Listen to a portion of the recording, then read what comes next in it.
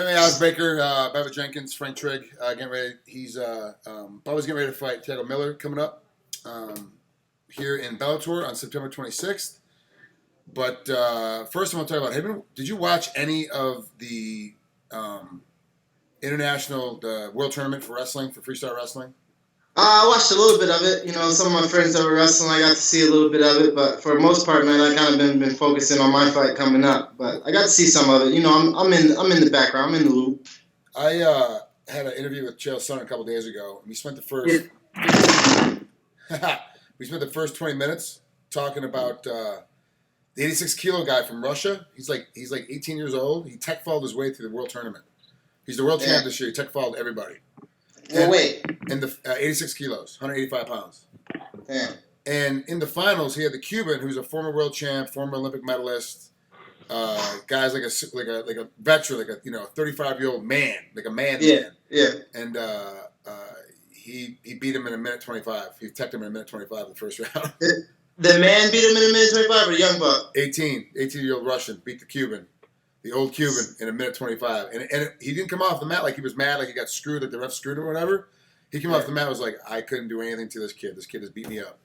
The kid, when he was a freshman or sophomore in high school, won the cadet worlds. So when he was like 15 and 16 years old, he won the cadet worlds. And then 2 years later, he might be a junior in high school, but he just turned 18. He turned 18 in May. He just turned 18, and he wins. And now he's a world champion at 18. Man. And just whooping guys. And it's amazing. If you can watch this kid, it's nuts. He's really good. It's old school. He's not like Satiev, the old Russian guy that used all these funky flows and weird stuff, or Fedzayev who used some weird stuff. This guy's an old, basic, single leg, double leg, take you down, gut wrenchy kind of guy. And he's nuts, man. Just brute strong and just really good at it. Good. There's some guys that got that niche, man. And it just something clicks with them where they just understand far more than anybody else does.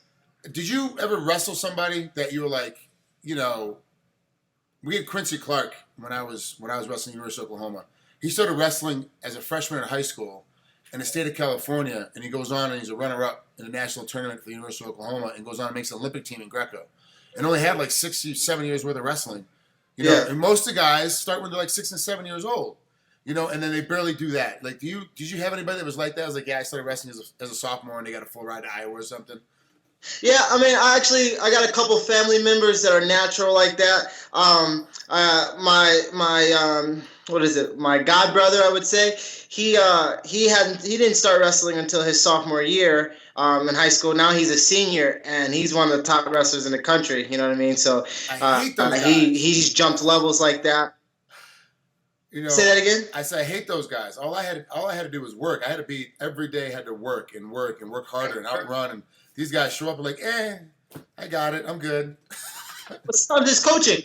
Sometimes coaches will help you understand quicker than anybody else. Yeah, it was all coaching. I moved a lot. I kept bouncing around, so I didn't get that toolage from that one guy for a long period of time. I kept moving around, so as a result, I had to kind of do stuff on my own. In different styles. Yeah, for sure. Do you feel like the MMA has come natural to you, more natural than wrestling did, or is MMA even harder to learn than wrestling was? I say MMA is a little bit harder to learn than wrestling was because think about it like wrestling was very simple to me. It was like throw and catch. You throw the ball, you catch the ball, you got that. But MMA, it's like throw, catch, kick, kick, return. There's so much more. So there's so much more that I have to guard and be ready for and defensively think about. When you have a defensive mindset, you're sort of lax.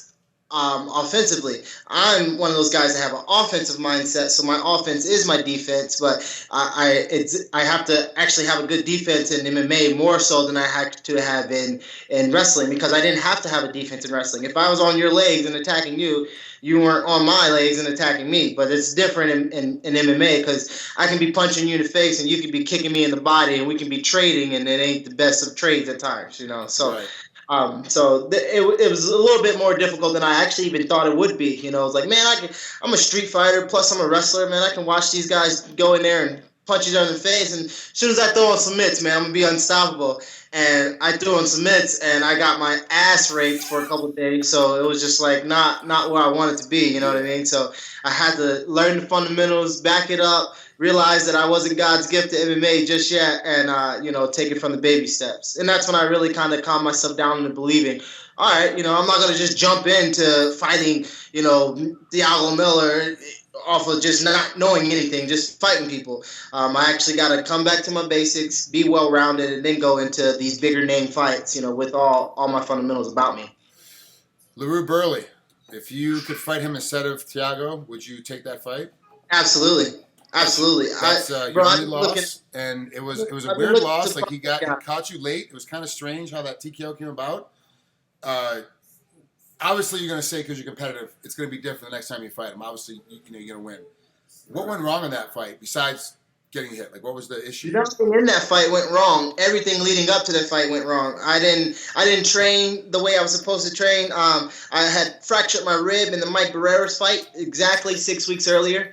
I went to the doctor, told him I had the fractured rib, and he said, all right, just sit out for 6 weeks. And me being, like you said, the competitor I am, I was like, bro, I'm fighting in 6 weeks. I'm going to sit out, 2.5, 3 weeks, end up sitting out for 4 weeks because, I just couldn't breathe. Every time I was like, my rib hurts, so I'm not going to spar today, but I'll go on a run. I would get 2 minutes into my run, start breathing hard, and then that rib would just, start to poke me. So anytime I wanted to condition instead of, fight or train or wrestle, I ended up stopping myself. My pain ended up stopping me. So, I would say a lot leading up to the fight, me being sick after I got the fracture, I was like, okay, I'm going to just cut weight for the next 2 weeks. So I started cutting weight, not the way that I normally have. I was crash dieting. As soon as I crash diet, I got sick during that. So it was just, and I wasn't doing the right things as far as like my partying life. I didn't cut that out. I didn't look at LaRue Burley as an actual, opponent. I kind of looked at, who's this 3-0 guy coming off the football field? Bro, I don't have to train 6 weeks. I'm going to just beat this guy up kind of thing. So underestimating him and not training correctly was what happened to me. I have no excuse in the fight. You know what I mean? When I was fighting him, the first round was like, I'm going to just kill him and get him out of there. And then after he was still in there after the first round, I was like, bro, I don't know what I'm going to do because I cannot fucking breathe right now. I can't breathe. I can't think. I can't move. And I didn't get knocked out or clipped, and no punch in the fight hurt me. My lungs were hurting the entire time. The entire time. When we first shook hands, when I first came out to box him and he didn't touch my hand, I'm one of those anxiety guys. I get real hyped up before the match. Everyone's expecting big things, so I got to kind of calm myself down, listen to reggae music kind of before the fight so I don't get so, kill. So when I went out to touch his glove and he didn't touch my glove, he doesn't know this, but it threw me off as far as like, let's knock up. And he didn't knock up. Immediately I was like, it's on. Let me kill him. I'm going to rock his world. And I spiked my intensity went right to a 10 instead of going 7, 8, 9 and then trying to finish him at a 10. I went 10, 10, 10 and realized, damn, I'm not going to make it. And really, your 10 at that point. Man. Say that again. And really, at that point, your 10 was really only a 7 or an 8. It really wasn't a true 10. So you were. It wasn't a Bubba J 10. It was a 7, and I couldn't handle my own 7, So I was gassing, I was hurting, and leading up to it, I've been on the couch for 2 weeks, and then I cut weight. So it wasn't a real training camp. I underestimated him. I've been looking to fight him since I left Phoenix, bro. After I got out of the hospital, I'm like, where the fuck is LaRue Burley? Because I'm trying to fight his ass right now, I've been looking to fight him since that night, since Ian Rummel, catch weight, I'll fight you at 75, 70, 65, 60. Where you want to go? 45 to 75, I'll fight you anytime, anywhere. And you don't want to see me, I knocked you out, I did this. Listen, bro, I'm a man's man. I'm going to tell you what I did wrong. I'm going to tell you, no excuses from me. No, I should have. No, I underestimated you and I didn't train. Now what's popping? We fighting again or what? Or are you just going to run? Because I haven't seen you in a year. And so what is he? Have you really had these conversations with him? And be like, hey, look, let's fight again. And he's ducking you at this point. Ducking and diving. It might be some drama at the weigh-ins because I'm gonna see him in Phoenix. And I'm gonna be like, where you been at? When you fighting on my fight night? Like, where you been at? Because I've been looking for you on Twitter, Instagram, Facebook. My agent's been looking for your agent. All of a sudden, your phones don't work. All of a sudden, y'all get a little W, a cheap W, because you ain't fought me like you ain't fought the real me. All of a sudden, we can't find you. You Houdini Casper's brother. Yeah. And he's fighting on the same card. He's fighting Raymond Pina that night, who both guys are 4-0. So they're coming after it. He fought you in September of 13. He fought again in April of 14, and this will be his next fight. So he's fighting basically 2 times a year. And he's got he fought Cliff Wright right after that and won a unanimous decision. And we all know Cliff's not.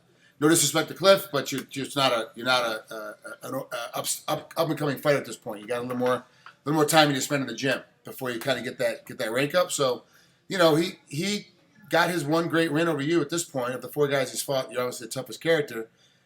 To be honest, if I was in his position, I'd be ducking you too.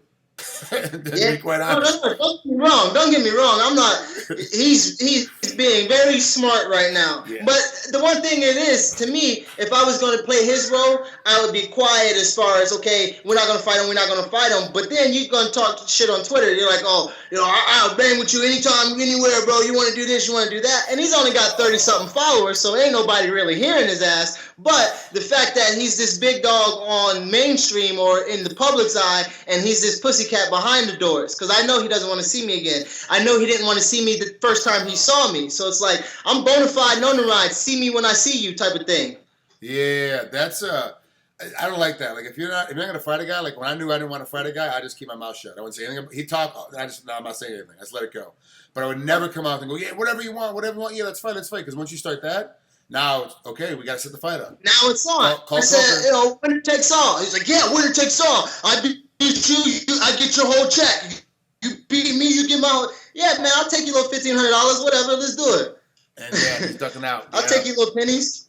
So in the post-fight interview with Jimmy Smith and after you beat Thiago Miller, are you gonna call him out again and go, hey, LaRue, let's go after this again, Burley, let's make this thing happen? He's on the same card. He's gonna be in the house, and everyone's gonna beat it. The thing is, I play it by ear a little bit, you know, and I'm very coachable. I'll never go off my coach's plans to do my own thing, you know. I don't know who we're fighting next just yet, but I know that, you know, Dave Thomas and Paul Herrera and Tiki, they got a good game plan of what we're going to do, how we're going to do it, how we're going to manipulate our way to the top, and then ultimately be the champion and then be unbeatable from there. So I don't want to go off of those game plans or go off of anything they've got because I have some animosity towards the only loss in my career. But I will say something to him. It might not be in public eye, but it might be in the public eye because I'm a man's man. I know you didn't beat me fair and square as far as, you know, the 100% me versus 100% you. Let's go in there and fight. I didn't bring the Bubba to come fight you. And all prayers to you, all luck to you. You got the win, and there's no animosity towards that. I feel nothing I did wrong, nothing I did right would have got me that win that night because I did so much wrong leading up to the fight. But if you want to talk all that trash as if you beat me 100% or as if you would beat me any day of the week, bro, you beat me the 1 time out of 10 times you would actually beat me. Now you're going to talk like you would beat me 9 out of 10 times. And me, you know, your coach know, I know, that's absurd. You know what I mean? That's crazy. All right, let's change gears and talk about Thiago Miller right quick. How do you see him as a fighter? How do you think this fight's going to break down? Because he's got a lot more ring experience than you do. He's 19-5 versus you're 7-1. So from an experience standpoint, he's been there a little bit longer. But if you add in all competitive matches, not just your MMA matches, you add in all your competitive matches, like all those one-on-one competitive matches you've had since you were like 8 or 9 when you first started wrestling, it's a different ballgame. All of a sudden you're looking at like 1,200 matches. Like things change up. So, how do you see this fight? How do you see this fight coming up? Well, the one-on-one. Say again. You know, the whole one-on-one experience. I think I'm cool with it being one-on-one. You know, whether it's me and you race to the top of the hill. When it's one-on-one competition, let's get it on. I'm not really cared about the experience. But as you did say, the cage experience is a little bit different. He's walked out to the cage a little bit more than I have. The nervous butterflies are going to be a little bit less on his end than on mine. I probably have a little bit more to prove, maybe a little bit more on the line than he does.